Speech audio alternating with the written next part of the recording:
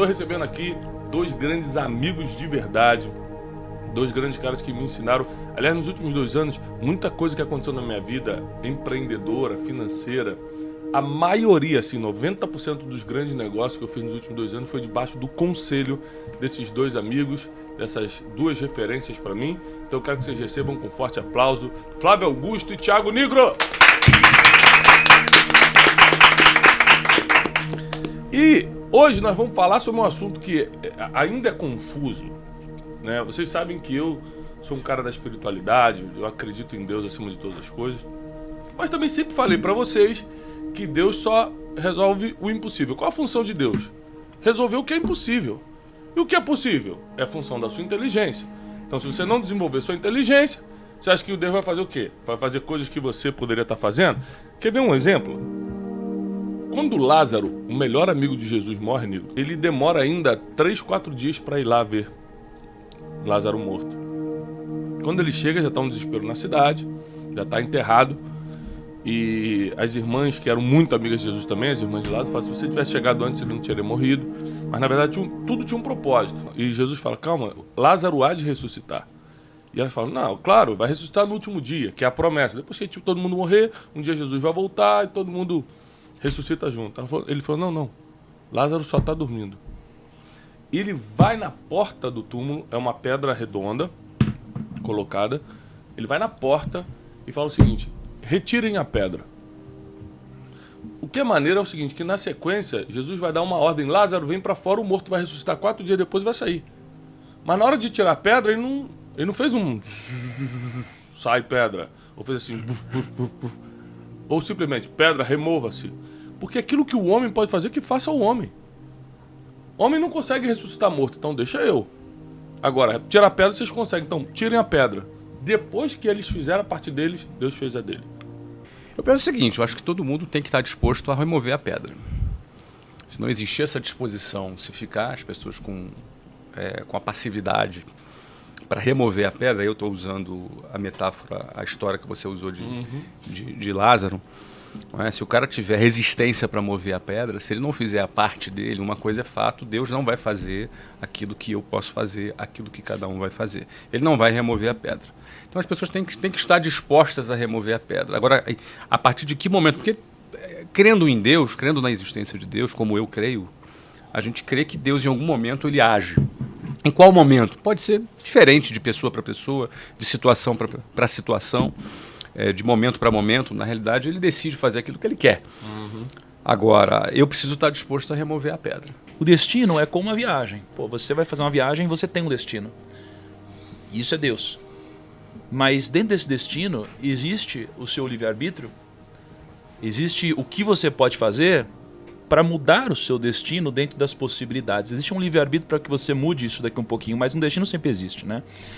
E eu acho que é difícil você entender até que ponto, de fato, Deus fez, Deus não fez, Deus mudou. Por quê? Porque na minha vida, né, muitas coisas aconteceram, né, e eu trabalhei muito na minha vida, até que acho que tem um momento que exemplifica bem, onde eu acho que teve alguma interferência sobrenatural, né, como você disse, que foi um momento onde, depois de talvez 10 anos ensinando, né, e aí depois já ensinando na internet, eu lembro que eu fiz uma live. Eu fiz uma live e essa live foi, cara, a maior live que já aconteceu no mundo, no nicho de educação. Impressionante. Foi uma live impressionante. A gente, chegou em 150 mil pessoas ao vivo aquele dia.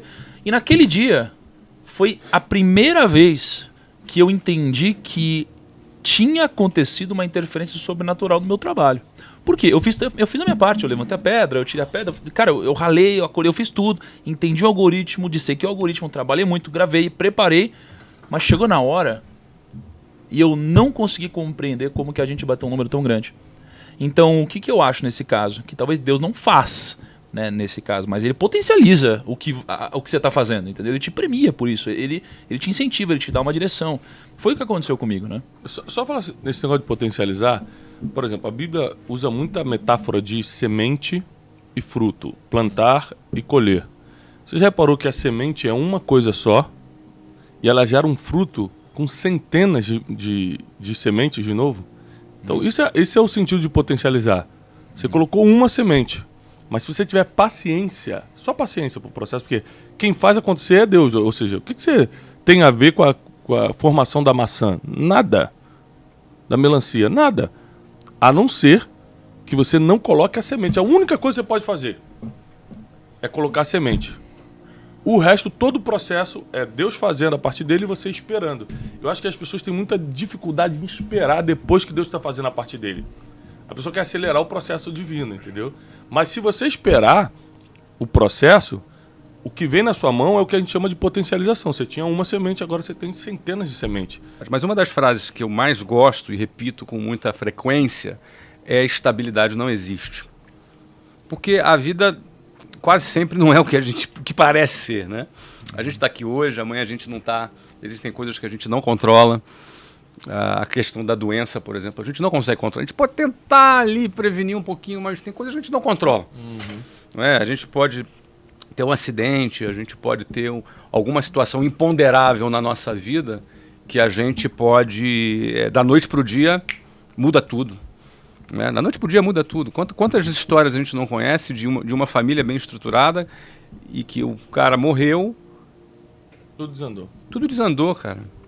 Acabou, a família vivia bem, tinha até dinheiro, mas o cara morreu.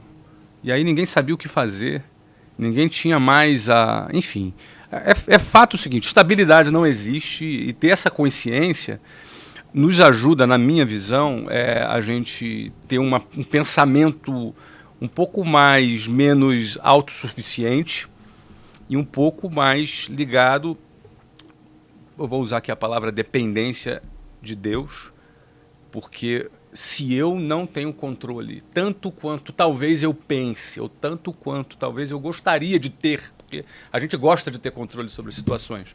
Eu, em negócios, quero ter controle das situações, mas em situações imponderáveis, se eu entendo que eu tenho essa dependência, me ajuda, inclusive, a entender, até eu tomar algumas decisões. Isso aí que você está falando me lembra o Salmo 90, que é um salmo de Moisés, inclusive, dentro dos salmos de Davi. O Salmo 90 tem um versículo que Moisés fala: ensina-nos a contar os nossos dias. Ele está falando para Deus: ensina-me a contar os nossos dias, a fim de que eu alcance um coração sábio. Isso nunca fez tanto sentido para mim até a morte da minha mãe esse ano. Eu tenho 40. Aí quando minha mãe morreu, a tua mente, cara...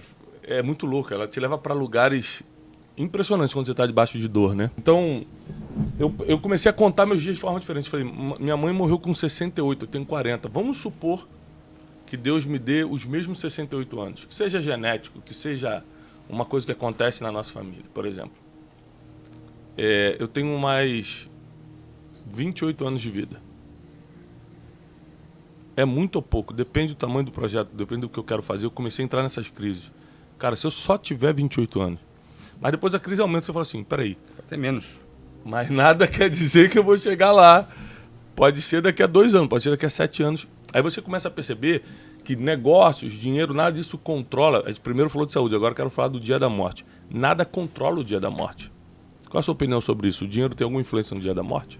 Cara, eu acho que o dinheiro, ele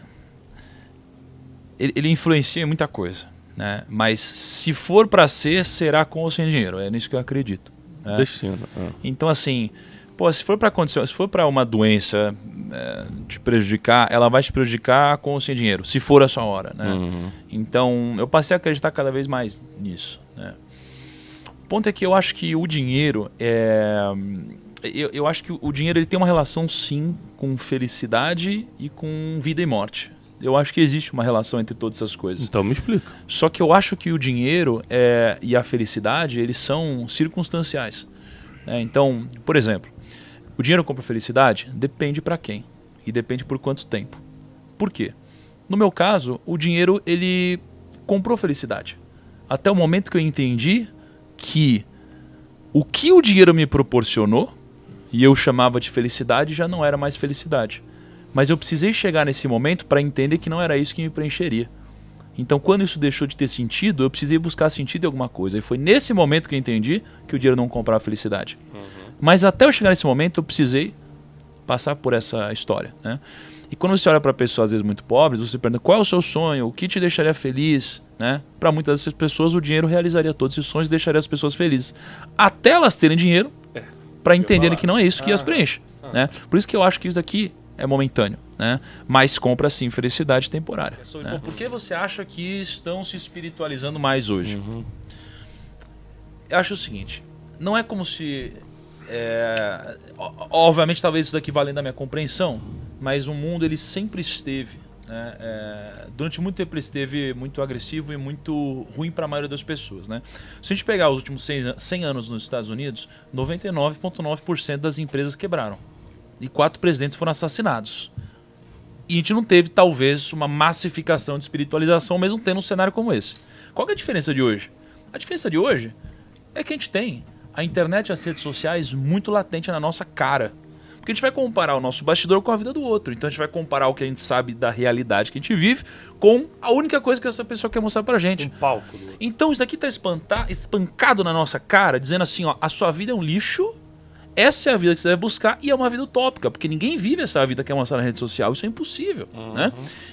E no momento que isso começa a acontecer na nossa cara, a gente começa a ter conflitos internos muito fortes, muito poderosos e talvez muito difíceis de resolver. Né? E no momento que a nossa vida começa a parecer mais difícil e muitas vezes a gente começa a não encontrar um sentido para as coisas que estão acontecendo, a gente entende que talvez a resposta não esteja no material. E aí isso daqui aparece de duas formas. Aparece de um lado para as pessoas que buscam sofrer menos ou criar um sentido para sua vida, e do outro lado das pessoas que se comunicam com essas pessoas com uma missão de que elas devem ajudá-las, né? Como um mensageiro e não como a mensagem, né? Então é por isso que eu acho que está acontecendo um movimento como esse, né? Pelo quão escancarado está sendo as coisas que aparecem na nossa cara nas redes sociais, né? E aí é uma mistura desse lado e, putz, as vozes que estão entregando essas mensagens para diminuir o sofrimento das pessoas e dar um sentido para a vida delas, né? Assim, eu acho que a gente está aprendendo, crescendo em espiritualidade, todos nós, e cada um aplicando isso no seu negócio. Eu acho que essa é uma geração de empreendedores que vão fazer a diferença, não só dando mais emprego, mas a nossa linha de pensamento vai ser seguida por muita gente que está vivendo em dor hoje, muita gente que está vivendo um caos financeiro, um caos no casamento, um caos com os familiares, com os próprios filhos. Muita gente está numa confusão mental, numa desgraça emocional muito grande. Precisa de uma mensagem. O problema é que na nossa geração as pessoas não estão escutando qualquer um, elas estão escutando quem tem resultado. É uma característica da nossa geração, escutar quem tem resultado. E é por isso que os empreendedores hoje estão com a voz e vão ficar por muito tempo. Então, se você quer ser uma pessoa que é escutada, você precisa empreender. Se você quer ter uma voz que sobressai, você precisa ser uma pessoa que fala a verdade. E não tem como você falar a verdade sem conhecer a verdade. Eu acho que é isso que está fazendo as pessoas se espiritualizarem. Tem um pescador que ele era muito humilde. E aí ele todo dia ia lá de manhã, pescava um peixinho, aí ele trazia para casa, comia com a família. Só o suficiente. Né? E aí depois ele ia, ele jogava bola, ele curtia numa fogueira, tocava música com os amigos. No outro dia ele ia pescar de novo um peixinho, né? E a vida dele era assim, ele se divertia, ele era feliz, né? E aí chegou um empresário, olhou para ele num certo dia e falou: meu, por que você está fazendo isso? Isso que você está fazendo é ridículo. Na percepção do empresário, né? Ele falou: por que é ridículo? Aí o empresário falou: bom, eu acho que você tinha que fazer diferente, eu vou te ensinar o que é para você fazer, presta atenção. Aí chegou o pescador e falou: ó, você tem que trabalhar um pouquinho mais todos os dias. E aí você precisa pescar mais peixe. Por quê? Você precisa pegar esse mais peixe para você ter uma sobra do que você consome e você precisa começar a vender. Quando você começar a vender, você vai trazer mais dinheiro e vai começar a guardar esse dinheiro. E aí você vai começar a investir esse dinheiro. E você vai começar a pagar para outros pescadores pescarem e você vai ficar com uma margem sobre isso. E aí você vai pegar esse dinheiro, você vai investir e transformar isso numa marca. E aí você vai investir e vai melhorar a sua cadeia logística. Aí você vai começar a exportar. E aí você vai morar fora do país. E aí você vai montar uma estrutura lá fora. E aí você vai ficar cada vez maior. Aí eu falo: nossa, mas quanto tempo? Pô, uns 10 anos. E depois? E depois você continua expandindo. Aí você continua expandindo globalmente. E aí você fica gigante. Aí não sei o que lá, aí você pega e vende seu negócio.